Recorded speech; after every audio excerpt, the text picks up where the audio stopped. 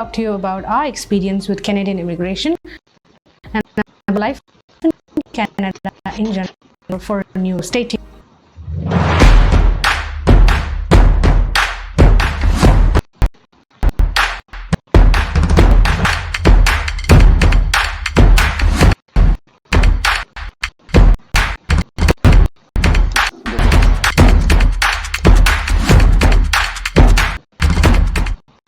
So we moved to in the year, and our journey started sometime in the mid of 2016 when Kishore struck to, and I really think that was the starting point.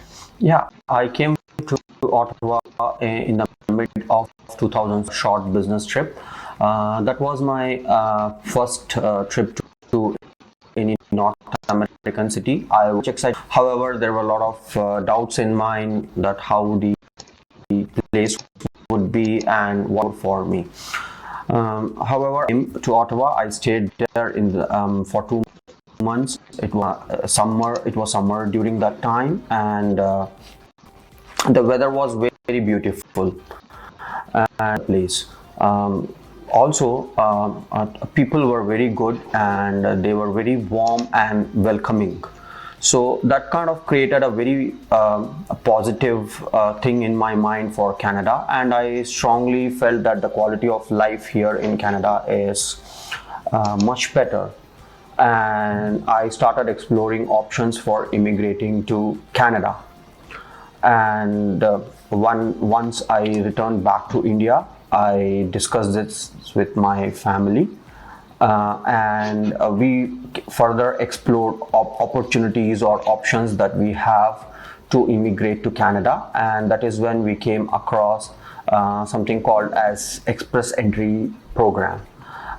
We realized that this is one of the program which is a fast way to immigrate to Canada, and it is best suited for a skilled person like me.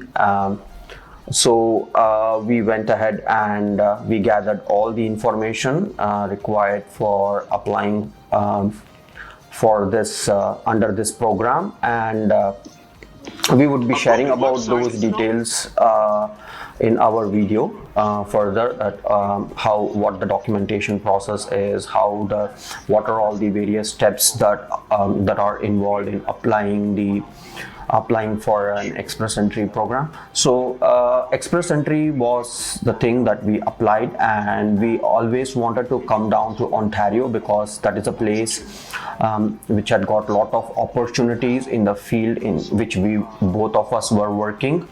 And right from the beginning, we were very clear we have to come for Ontario, but we didn't apply for the specific program or Ontario PNP program. We applied for under the general pool in Express Entry. About a year for us to complete the process and the PR. So there are there were two steps which we can say broadly for an Express Entry. One is the phase before you get an invitation to apply, which is when you have to collect certain documents and you have to submit to the immigration department, where they would based on their scores, based on certain criteria which Bhava would explain you later in the video, they would assess whether you are eligible to come to Canada, and they will invite you to apply for a PR process. And then the second is the actual PR process, where you submit another set of documents, and based on that a decision is made whether you get a PR or not.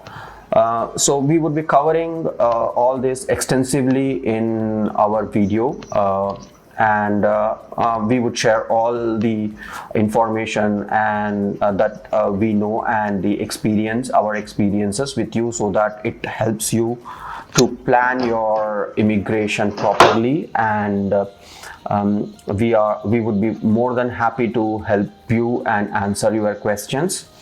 So let's get started. Let's look at the different steps involved in applying for PR through express entry. Now, there are two major steps involved in this process. The first is where you'll be submitting a set of application to the express entry pool. Now, here is where the immigration is trying to understand whether you're eligible to apply for PR. Now, how do they do this? They look at certain factors in your profile, and based on those factors, your profile is going to be scored. And they use a system called Comprehensive Ranking System, or CRS, to do this. Now, once you submit your documents to the express entry pool, your profile gets the CRS score. And every time the immigration conducts the rounds of invitation, if your CRS score is equal to or above the cutoff CRS score in that particular round of invitation, then you get what they call as the invitation letter, or the ITA.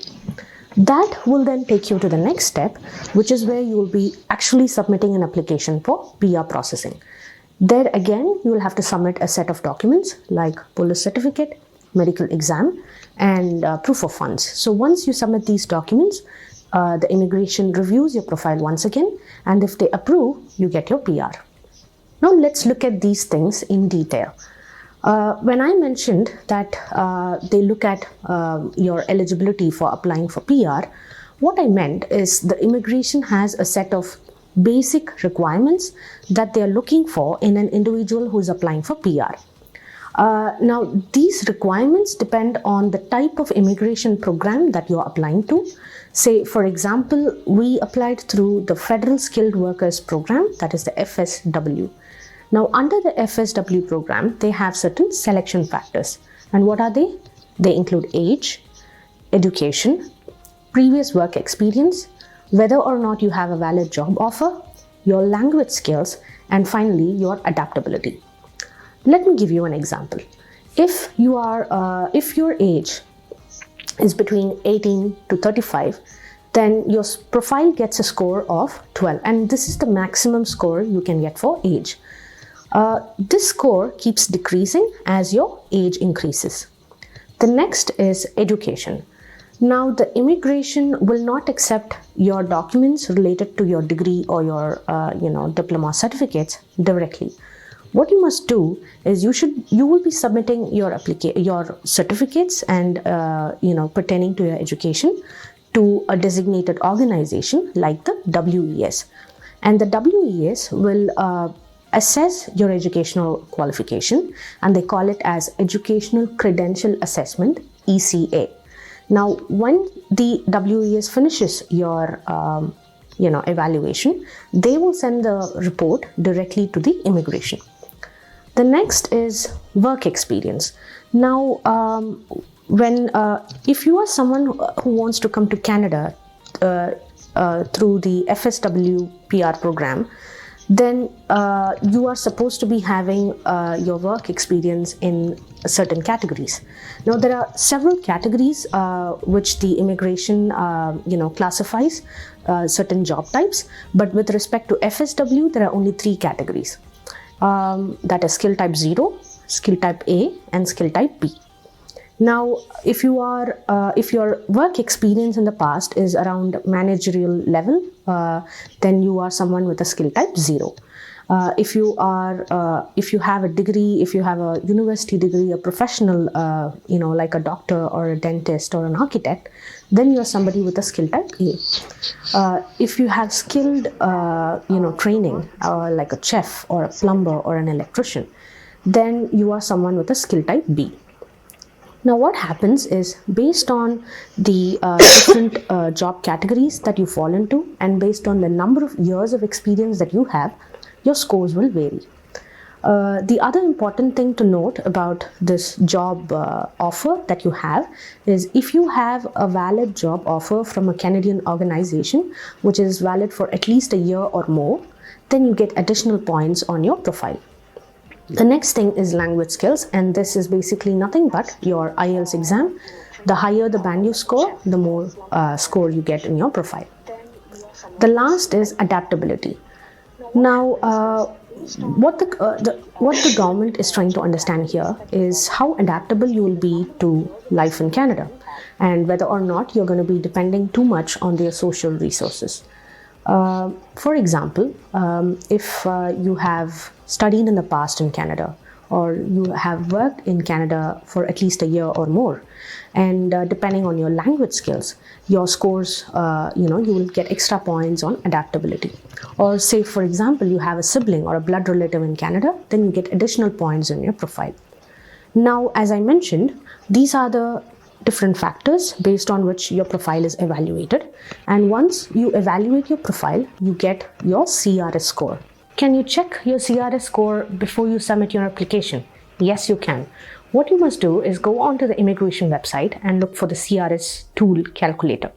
I'll leave a link for that in the description box below.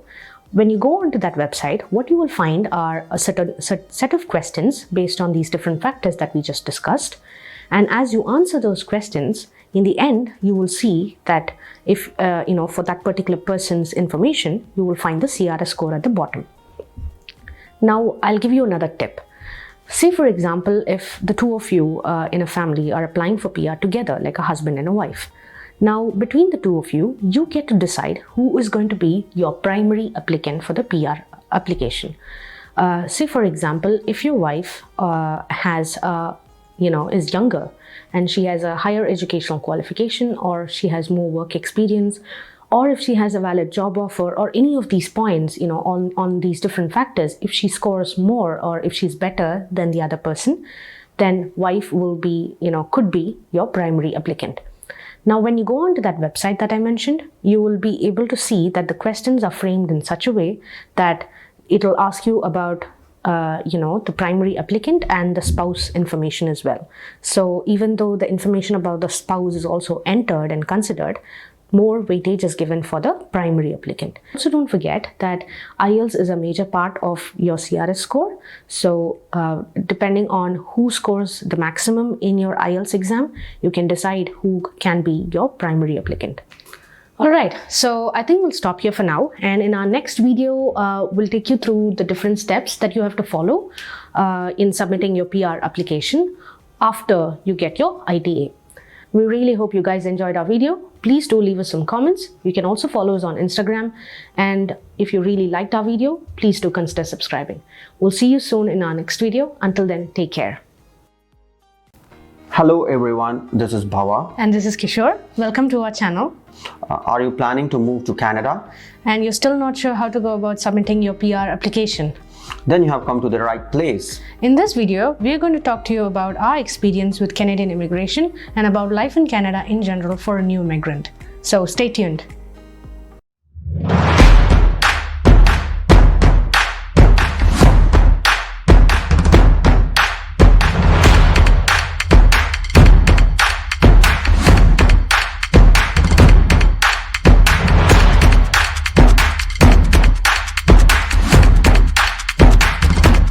So we moved to Canada from India in the year 2017, and our journey started sometime in the mid of 2016 when Kishore made a business trip to Ottawa that year.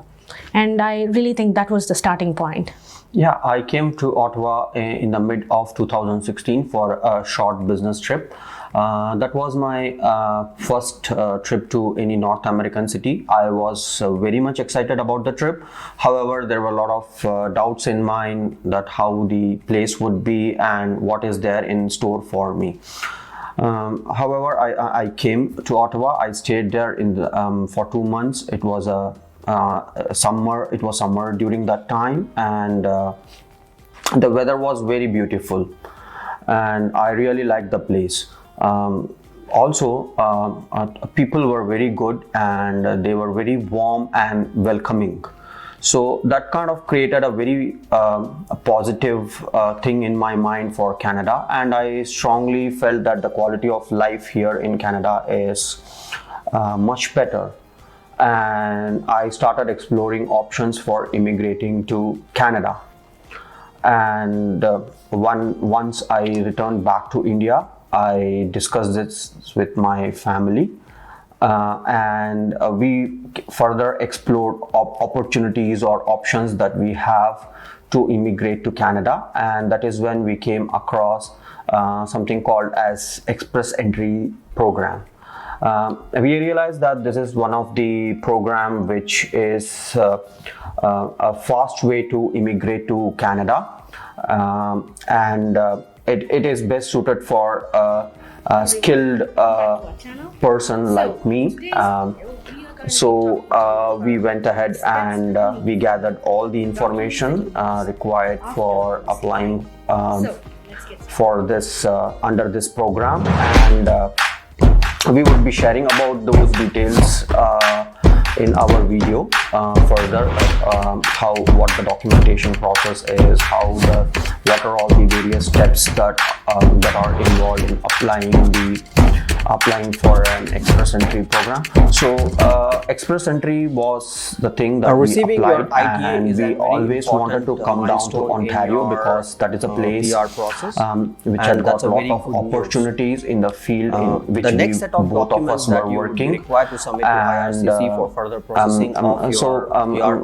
Right from the beginning, we were very clear we have to come for Ontario, but we didn't apply for the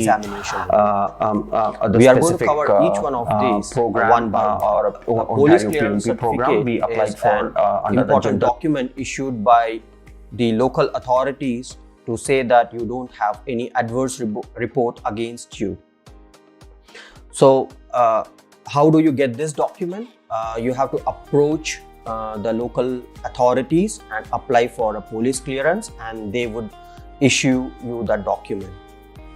In case if you have lived in different countries for a period of 6 months continuously in the past 10 years, then you have to get the police clearance certificate from each of these countries. And who needs to get the police clearance certificate? Anyone in the family who is applying for a PR and who is 18 years and above need to get this document. The police clearance certificate has to be in English. In case if the document is in any other language, you have to get it translated from a certified translator and then submit the document to IRCC.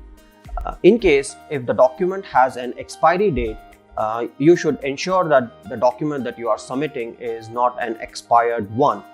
Usually there will be a date in police clearance certificate, and this date should not be 60 days older than the date from which you have made your application for PR.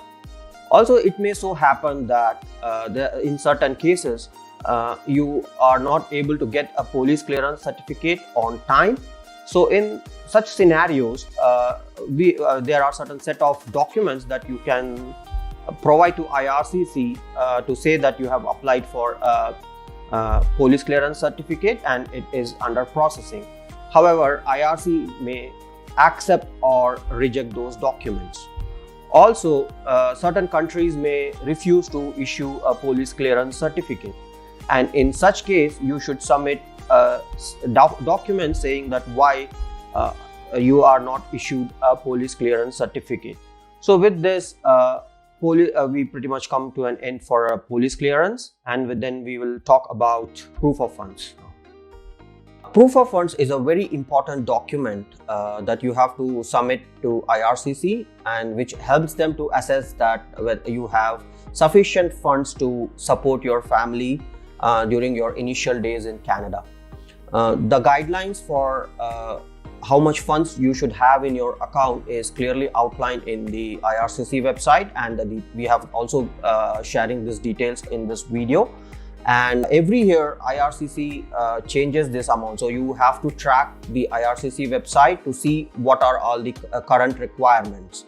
For getting a proof of funds, you have to approach the local authorities or the financial institution in your place where you have an account, and you have to request them to issue a proof of funds.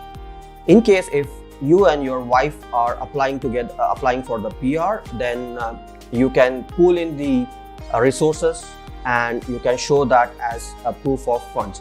One thing to remember is that it can't be a borrowed fund. It has to be a clear fund and should be available to you to use as soon as you arrive in Canada. Also, this document has to be printed in the letterhead of the financial institution. It should clearly mention your name, your account details, and your balances on the account. In case if you have any outstanding for your mortgage or any of your loan products, those have to be clearly mentioned in that document.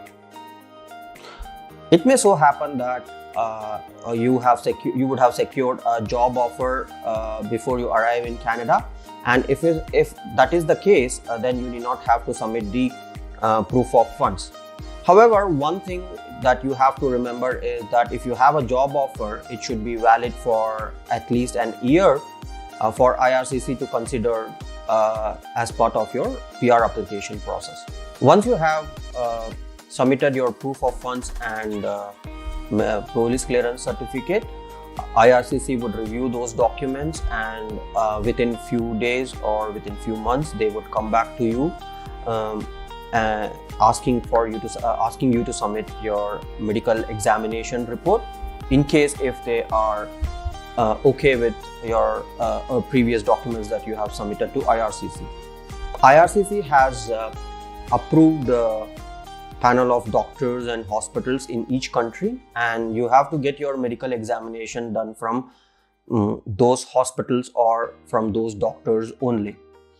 Once you have a notification from IRCC for conducting a medical examination, you have to approach these hospitals, and usually they should be able to do these tests within a day, and you would not receive the reports directly, and these doctors or the hospitals would be submitting these reports directly to the IRCC. So once you submit your medical examination report, that's probably the end of most of the documents that you have given to IRCC, and IRCC would take these documents and process them to assess whether they can grant you PR or not. You have to continuously check your online account to see the updates on the account, and also there are certain forums which are available online where you can go and check what is happening currently, because there are these forums, there are people who would have applied to PR like you, and they would be discussing, and you would know the updates. Probably those are not the exact ones, but you would be able to assess what's going on and how much time it is taking and all. But of course, your online account is the only place where you would be getting an update from IRCC. So once IRCC approves your PR application, they would send a notification in your account, and you will have to submit your passports and for stamping, and along with that they would also issue you a document called as COPR.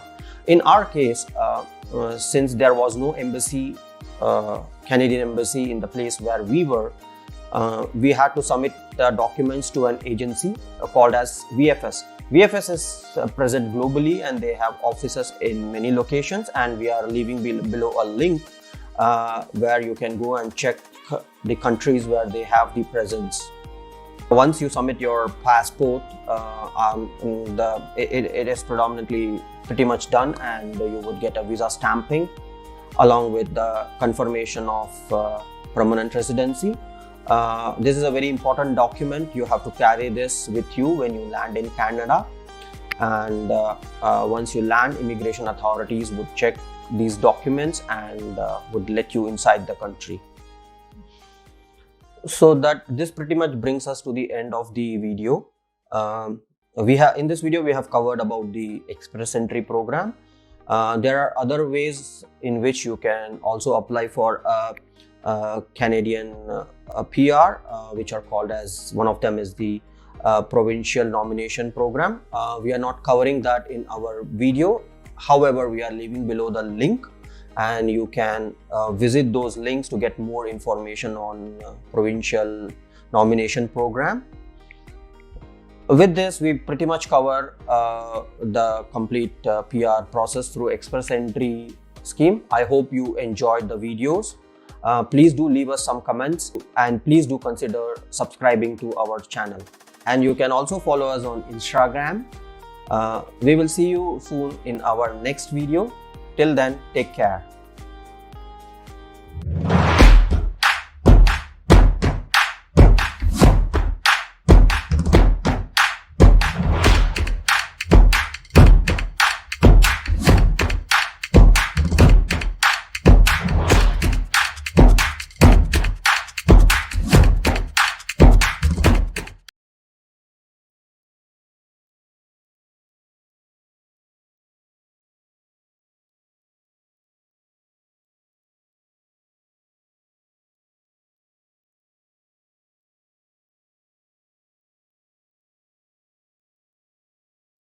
Hey guys, welcome back to our channel. So in today's topic, we are going to be discussing about how to find a job in Canada.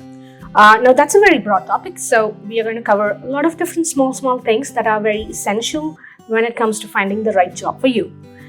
For example, we are going to cover topics like what are the different types of jobs in Canada? What are the differences between the different types of jobs?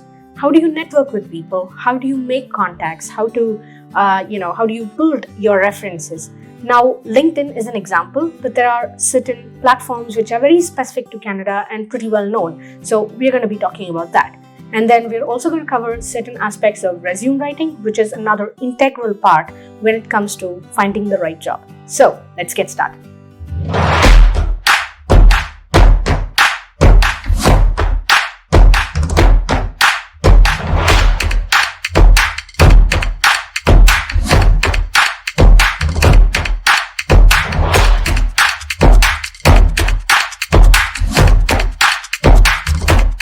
Before I begin, I would really like to take a moment to thank all our 180 subscribers who have subscribed to this channel. It's very encouraging. Thank you so much, all of you, because we know we are a very new channel, and therefore to be receiving so much support, it's very kind of all of you. Thank you so much. So please do continue to support us if you really like our videos. Tell your friends about our videos and tell them to watch our videos if you really like them. To those of you who are new here, I am Bhava and we moved to Canada from India, and through this channel we are just trying to share our experiences with the Canadian immigration, the PR process, and talk about more about life in Canada in general, for a new immigrant. So if you haven't subscribed to our channel yet, please do watch our videos, and if you really like them, please do consider subscribing. Another quick information that I would really like to tell all of you is that all the information that we are sharing through this channel, and especially in this video, is based on our experiences, and some of it based on our experience, and some of it are like information that we've collected and researched on, to present to all of you in this video. So please do keep that in mind while you're watching our videos. Before we talk about how to find a job, let's talk about the two different types of job that you can do in Canada. There are two types of job, like permanent job and contract job. Now, many of us who are coming for the first time to Canada, many people don't know what a contract job is, and I'll explain as much as I know about it right now.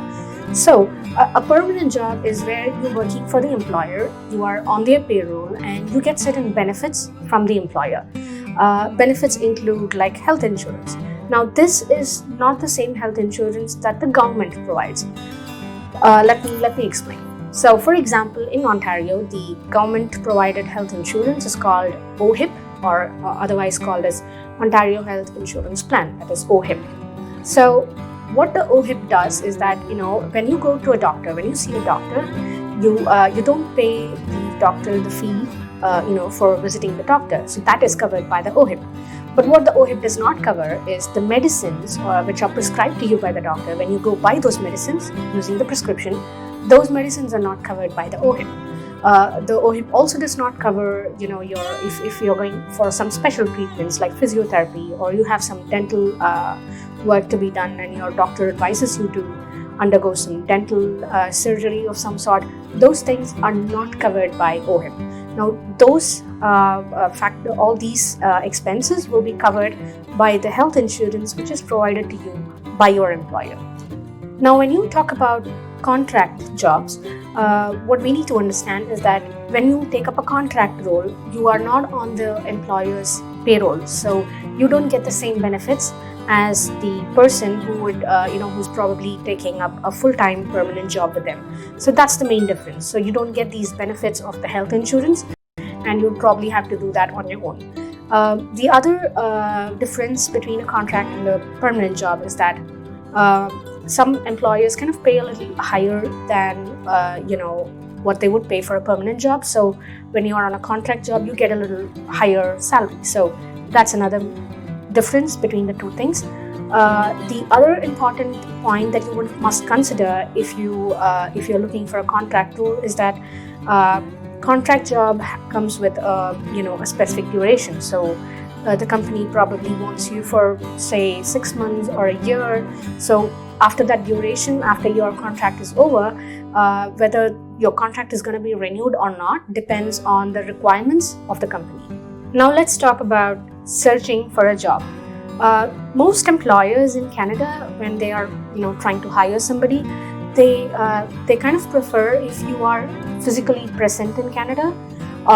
But sometimes what happens is this is not a very hard and fast rule, because there are situations where the company can just decide to conduct a virtual or telephonic interview, and then they may just fill in their positions. But this is not a very common practice, but because it depends on the company and how critical is their requirement, so it kind of depends very much. But most often they kind of require you to be physically present in Canada, before they can offer you or even take an interview of you. So that's something you want to keep in mind when you're searching for a job. Next, let's talk about reference. Guys, in Canada, reference works big time, period. This we have experienced so much. If you have a colleague or an ex-colleague or a friend or any contact in any of the companies that you are looking to join, in your specific sector or your domain, then please do get in touch with them. Start building your contacts, because most companies kind of, they really take it very serious. If somebody in their own company is referring someone, they kind of give that a lot of preference. So if you are being referred by your friend in that company, then your chances of at least getting through to a face-to-face interview is much higher than you just approaching a company on your own without any contacts. So reference is key. Now, if you're someone who doesn't have any contacts yet in Canada, and you don't know anybody, you don't have any references, then you should really think and consider about starting to network with people. Start using all these networking platforms. LinkedIn, for example, is a very well-known platform, so I'm not going to talk about it because almost all of us know what LinkedIn is. Well, let me talk to you about another platform which is kind of, I think was kind of developed in Canada, and it's pretty well known. So it's a very useful tool, and it's called 10,000 Coffees. I'm going to tell you about what that is. 10,000 Coffees is a platform which is pretty similar to LinkedIn, but what it also allows us to do is to connect with people and set up meetings for discussions. Now, what the platform does is that it'll let you create a profile based on your sector, your domain in which you're working. So it'll let you create your profile, and it'll also give you contacts of people who are in your profile, in your professional circle. So based on your career goals, you can kind of contact people who are using the platform, and the platform will let you set up meetings or schedule discussions with them over a cup of coffee in person, or you can also chat with them online from the comfort of your home, and you can start to build your contacts through this way. And you can, for example, if you're sitting at your home country and you've got your PR and you're still yet to come to Canada, you can probably use this tool to build your connections. And later, once you come to Canada, you can meet these people in person and then, take your connection to the next level. There are other networking platforms like meetup.com, myopportunity.com. So I'll leave links to these in the description box below. You can browse through these links and kind of decide which platform you want to use. Try and use all of them maybe and see if you're able to connect with someone. Because guys, getting your references or contacting people or networking with people really helps you, land your perfect job. This if you already have a colleague, or if you've worked with the next company and you know that they have some openings there, yeah, that could be another way. But definitely please do consider reviving your contacts if you have any. If not, please do consider using any of these websites or even LinkedIn to gather information, contact people and build your references. So let's talk about pre-arrival services. Now, the Canadian government offers pre-arrival services for immigrants who are going to come to Canada. Now, they offer this service to you only after you have received your PR. So once you receive your PR, you can contact these agencies. Now, these agencies are fully funded by the government, so they don't charge you. So but they really help towards finding you. They kind of help you prepare your resumes, or help you find a job, or help in understanding about the work culture in Canada. So if you're really interested, you can go through these. I will leave the link to these websites below in the description box. You can go through them, and one of them is Access Employment, the other is JVS Toronto. There are several others. I will also leave a link in the description box for the information about pre-arrival services related to jobs, and I will leave that link again in the description box. That is the Canadian immigration website that talks about pre-arrival services, so do check that out. Alright, now we come to the last part of the video, which is resume writing. There are two different types of resumes. One is a chronological type of resume, and another is functional resume. Chronological resume is where you will list your professional activities in a chronological order. The other kind of resume is a functional resume, where you will be preparing your resume by grouping your activities and skills together. So that's a functional resume. Please remember that if you are a professional with about more than 10 years of experience or so, then your resume needs to be of not more than 2 pages. If you're a fresher or with lesser experience, then they require your resume to be not more than 1 page. So please keep that in mind when you're preparing your resume. Now, if you're someone without too much of an international experience, then please make sure that you list your transferable skills clearly in your resume. That's not something that's very easily understood. Like it's not visible. They won't understand it unless you clearly write it down in your resume. Please keep that in mind. The second thing is to remember to write your resume always in the past tense. And the last is to talk about your quantifiable benefit, like what each activity that you've done, and if it has resulted in a quantifiable outcome, then please explain that clearly in your resume. Now let's talk about applicant tracking system. Now that's a software that they use here in Canada. Many companies use that. What that software does is that it enables electronic handling of the recruitment needs of the company. What the company does is that when you submit your resume to them, the software, they use this software, and this software will basically match your resume with the job description of the company, the ad in which the ad that was put out by the company, and it will use the job description there, and it will match it with your resume using keywords. Now, if you prepared your resume in a very generic format, which is like a very common resume of yours, then if it does not have the keywords that is there in the job description, then the software is not going to pick up your resume and push it to the next level. So most people make a mistake here, and what happens is that their resume does not go through the initial screening process itself. So please keep that in mind, and remember to always prepare your resume targeting that particular company, or specifically that particular job description for which the ad has come out. So use the keywords from the job description and use that in your resume, so that your resume gets accepted and does not get rejected by the software. Alright guys, so we've come to the end of today's video. I really hope today's video was helpful for at least some of you. And I would like to thank all the subscribers once again. Thank you very much. It was it's very kind of you that you all subscribe to the channel. I really hope you guys like today's video. If you like the video, please click the like button, share it with your friends. And those of you who are watching our video, if you have not yet subscribed, please do consider subscribing. There are many of you, we notice many of you who do watch our videos, but then you don't end up subscribing. So this is a very humble request to all of you out there. If you really like our videos, please do hit the subscribe button. Wishing you all a very happy new year. We'll soon do another video in a couple of days. So until then, take care.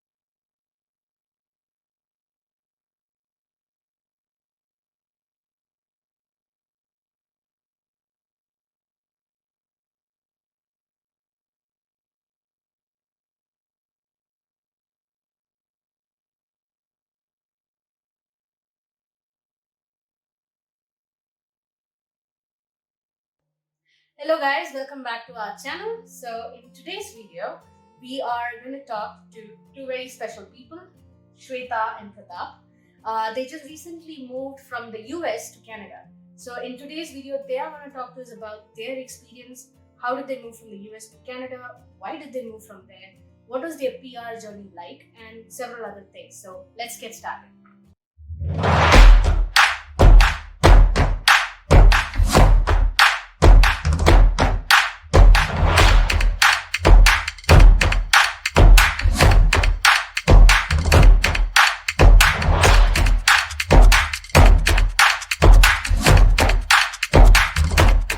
Thank you so much guys for being with us today. So let's begin.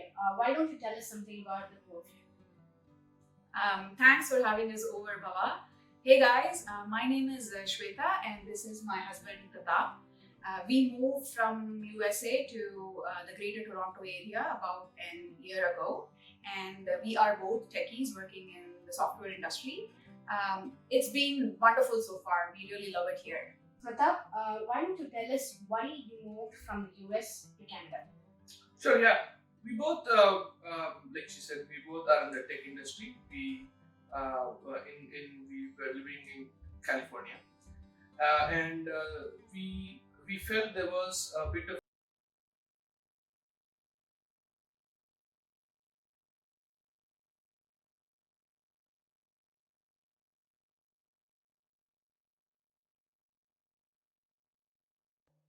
Hello guys, welcome back to our channel. So in today's video, we are going to talk to two very special people, Shweta and Pratap. They just recently moved from the US to Canada. So in today's video, they are going to talk to us about their experience. How did they move from the US to Canada? Why did they move from there? What was their PR journey like? And several other things. So let's get started.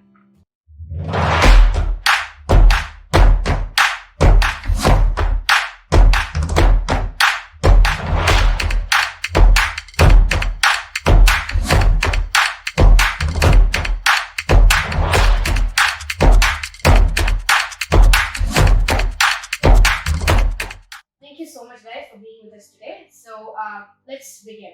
Why don't you tell us something about the two of you? Thanks for having us over, Bhava. Hey guys, my name is Shweta and this is my husband Pratap. We moved from USA to the Greater Toronto area about a year ago, and we are both techies working in the software industry. It's been wonderful so far. We really love it here. Pratap, why don't you tell us why you moved from the US to Canada? Sure, yeah. We both, like she said, we both are in the tech industry. We were living in California, and we felt there was a bit of uncertainty with our immigrant status because we were in a work visa, and we applied for Canadian PR, and surprisingly we got it in 6 months. Oh, okay. And we were very surprised about that, and we decided to take the plunge and move north. Can you guys elaborate on the uncertainty that you just mentioned right now? Sure. The uncertainty is mainly due to the nature of the work visa. So if you are working in the US on a work visa, and then your status is dependent on that work visa. The uncertainty is because your work visa is tied to your job. So in case you lose your job, then your status there is no longer valid, and you will have to leave the country within 60 days. And this becomes very stressful, especially if you have to relocate with your family when you have lost a job. Yeah, to add to Shweta's point, the uncertainty is extended because the wait time for Indians to go beyond the work visa is very long to get your green card. Okay. And people have to wait decades to get their green card. And the work visa is inherently it's called a temporary work permit. Okay. It's typically given for 3 years or less. Okay. And as you can see, if you have to wait for decades, you have to renew this frequently. And during this renewal, the processing time could vary anywhere between 2 to 3 weeks to 6 months or even more.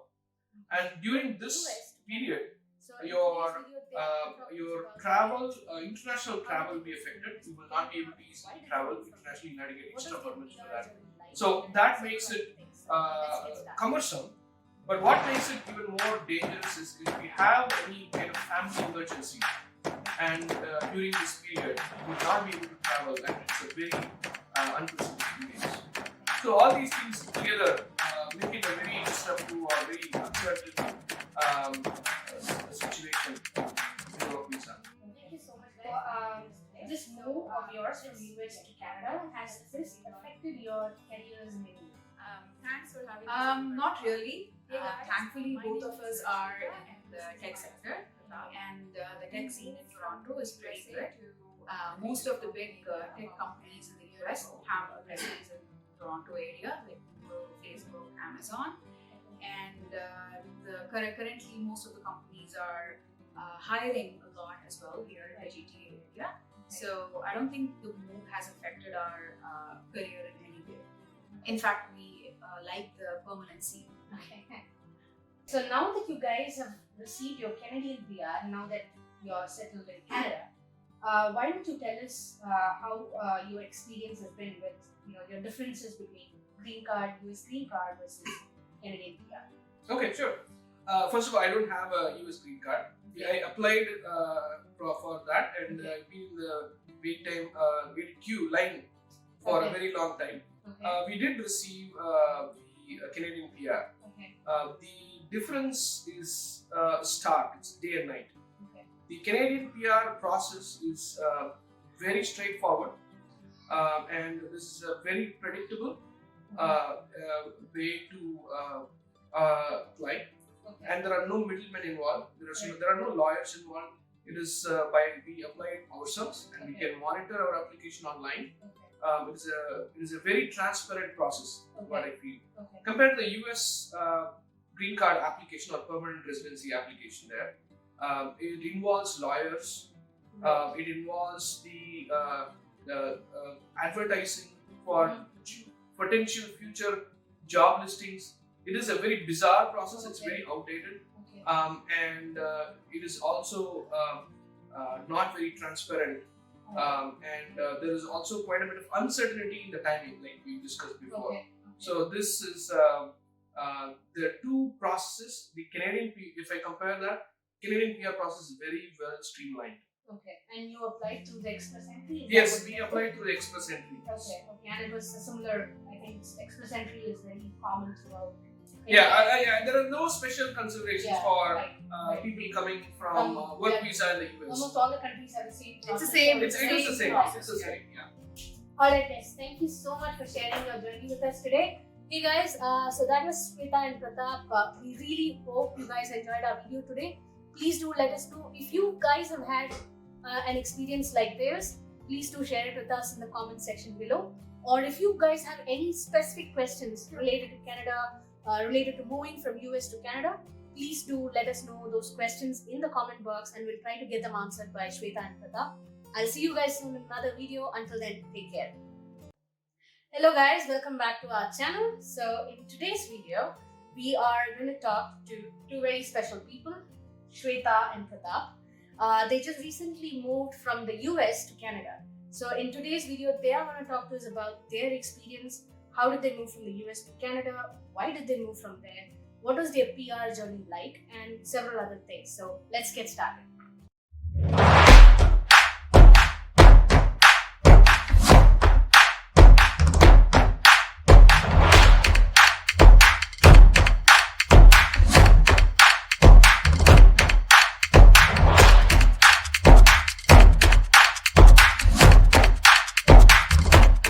Thank you so much guys for being with us today. So let's begin. Why don't you tell us something about the both of you? Thanks for having us over, Bhava. Hey guys, my name is Shweta and this is my husband Pratap. We moved from USA to the Greater Toronto area about a year ago, and we are both techies working in the software industry. It's been wonderful so far. We really love it here. Pratap, why don't you tell us why you moved from the US to Canada? Sure. Yeah. We both, like she said, we both are in the tech industry. We were living in California, and we felt there was a bit of uncertainty with our immigrant status because we were in a work visa, and we applied for Canadian PR, and surprisingly we got it in 6 months. Oh, okay. And we were very surprised about that, and we decided to take the plunge and move north. Can you guys elaborate on the uncertainty that you just mentioned right now? Sure. The uncertainty is mainly due to the nature of the work visa. So if you are working in the US on a work visa, and then your status is dependent on that work visa. The uncertainty is because your work visa